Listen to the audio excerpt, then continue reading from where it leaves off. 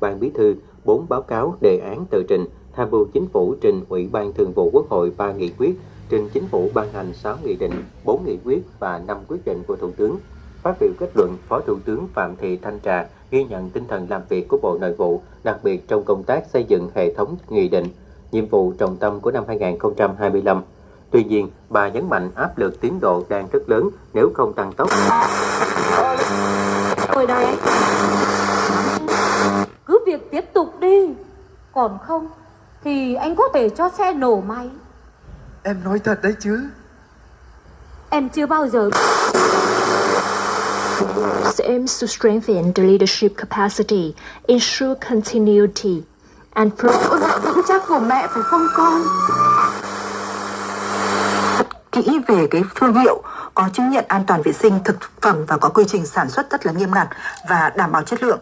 Và khi chọn sản phẩm vào mối đe dọa trực tuyến đã công bố bản sắc cho cái sự nỗ lực trong hành trình của họ, trong cái thành tích đó.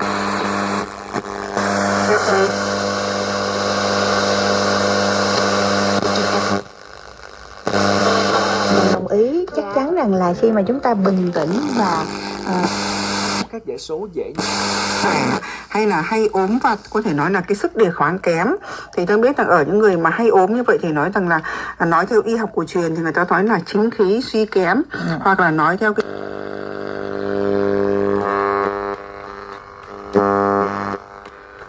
ngắn còn c r y ngắn chấm c o m chấm c n. Hán ngữ hàng ngày hôm nay đến đây tạm ngừng.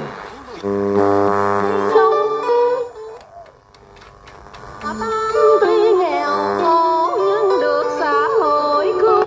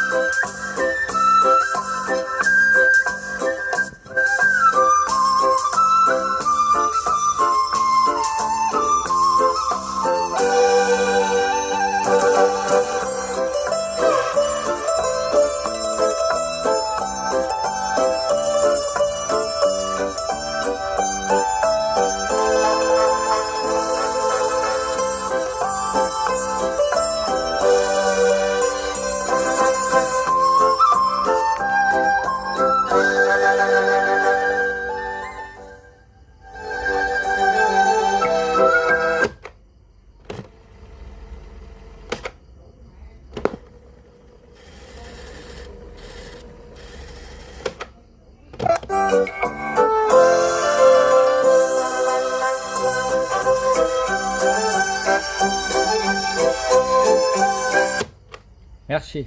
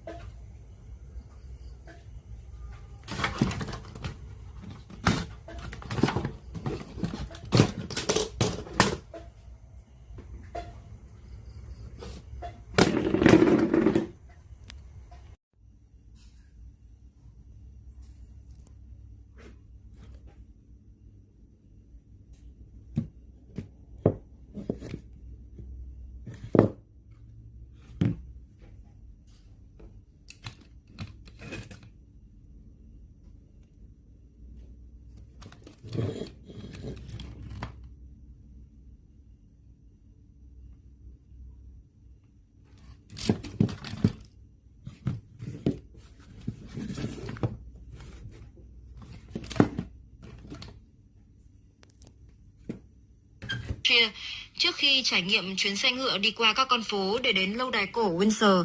Theo trang tin, Tổng thống Đức cũng đến số 10 phố Downing để hội đàm với Thủ tướng Anh Keir Starmer và tham dự cuộc gặp với các nhà lãnh đạo doanh nghiệp Anh và Đức. Trước đó, trang tin nhắc lại, Anh và Đức đã ký một thỏa thuận hợp tác mới được gọi là Hiệp ước Kensington vào tháng 7. Thỏa thuận bao gồm việc nới lỏng các chuyến thăm trao đổi học sinh và cổng hộ chiếu điện tử, cam kết hợp tác chặt chẽ hơn về thương mại, an ninh và quốc phòng.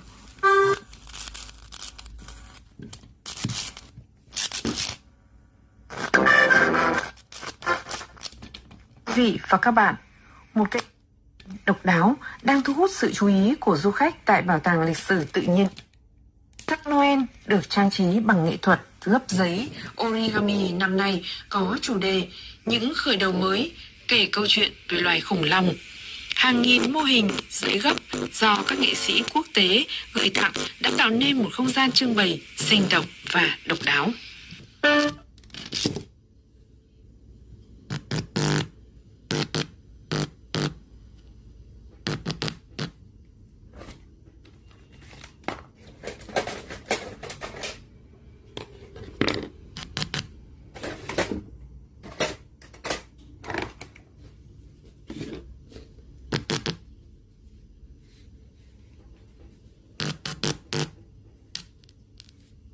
Một va chạm, sự kết thúc của kỷ nguyên khủng long tại bảo tàng.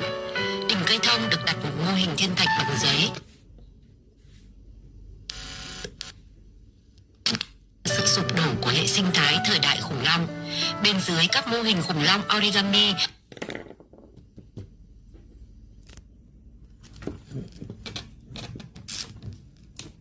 gốc cây hình nhắc sự kết thúc một kỷ nguyên, không chỉ có mô hình khủng.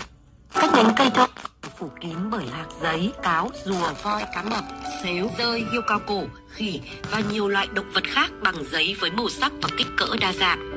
Bà Rosalind Joyce, đồng thiết kế cây thông Noel origami năm nay, ước tính có khoảng 2.000 đến 3.000 tác phẩm origami được gắn trên cây. Nếu chúng ta đếm tất cả các ngôi sao và những mô hình khủng long cũng như là các loài động vật khác, thì cây thông Noel origami năm nay có khoảng 3.000 mô hình, nhiều hơn hẳn so với mọi năm. Năm nay cũng có rất nhiều thứ được sắp xếp trên cây thông Noel. Các mô hình được tạo ra từ một tờ giấy một màu hoặc là từ các tờ giấy được trang trí nhiều họa tiết. Bạn có thể quan sát cây thông Noel và tìm ra cho mình vật mà bạn yêu. Mỗi mô hình khủng long, thiên thạch, động vật có vú hay thực vật đều được chăm chút tỉ mỉ, sử dụng kỹ thuật gấp phức tạp. Nhờ đó, cây thông Noel không chỉ mang ý nghĩa trang trí mà còn trở thành một triển lãm khoa học tương tác, giúp du khách, đặc biệt là trẻ em, tiếp cận lịch sử tiến hóa tự nhiên theo cách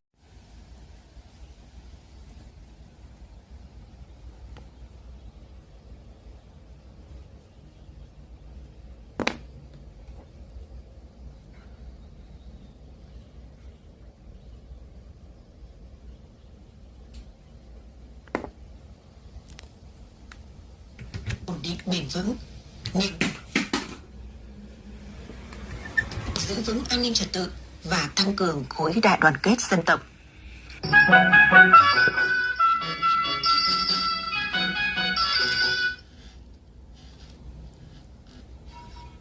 Bảo đảm quyền tự do tín ngưỡng, tôn giáo cho đồng bào luôn là chủ trương nhất quán của Đảng và Nhà nước. Khi bà con được tạo điều kiện thuận lợi để sinh hoạt tôn giáo đúng pháp luật, được chăm lo đời sống vật chất tinh thần, thì những luận điệu tà đạo càng khó có cơ hội lên nổi. Thực tiễn tại nhiều địa phương đã chứng minh điều đó. Trong đó có tỉnh Vĩnh Long, nơi đồng bào Khmer được hỗ trợ toàn diện từ chính sách phát triển kinh tế xã hội đến công tác tuyên truyền về tôn giáo. Tỉnh Vĩnh Long hiện có hơn 353.000 người dân tộc Khmer, chiếm 8,42% dân số toàn tỉnh. Bên cạnh việc thực hiện kịp thời và đầy đủ các chương trình mục tiêu quốc gia, các chính sách hỗ trợ thiết thực, tỉnh Vĩnh Long còn đặc biệt quan tâm đến công tác tuyên truyền vận động để đồng bào Khmer nâng cao ý thức tự lực, vượt khó vươn lên trong cuộc sống. Người hộ nghèo cũng nhà nước cũng hỗ trợ được cũng yên tâm. Thực tự thì được tốt, tôi gia đình dân ở đây cũng trồng trọt gì đó cũng yên tâm để cho gia đình mình tốt thì làm ăn nó cũng khá khá vậy đó. Nhà nước cho dạy được 8 con bò, chuẩn bị tăng thêm vài con nữa. Vậy mới cho gia đình tôi ổn định, rồi lo cho con cái học hành tới nơi tới chốn.